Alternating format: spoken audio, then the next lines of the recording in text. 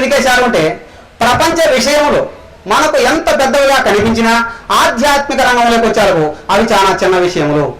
చూడండి, అవి చాలా చిన్నవి. అంటే జ్ఞానం తెలియకుండా పెద్దవి, జ్ఞానం తెలిస్తే మళ్ళీ చిన్నవి. ప్రపంచంలో అన్ని ధనముకు లోబడి ఉన్నాయి, ఆధ్యాత్మికంలో అన్ని జ్ఞానముకు లోబడి ఉన్నాయి. కాబట్టి జ్ఞానము ధనముగా పోల్చి చెప్పినారు.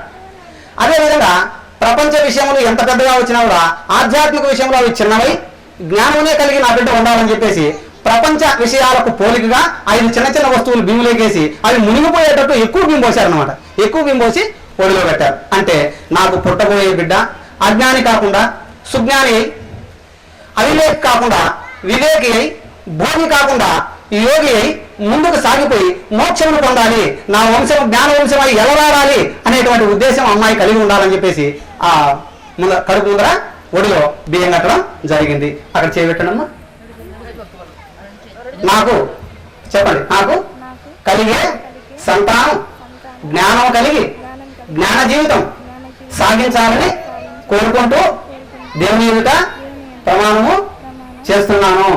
చేయడమే కాదమ్మా, భవిష్యత్తులో ఆచరించాలన్నమాట. అంటే పుట్టినబెట్టి జ్ఞానమే కాదని మనము కోరుకోవాలన్నమాట.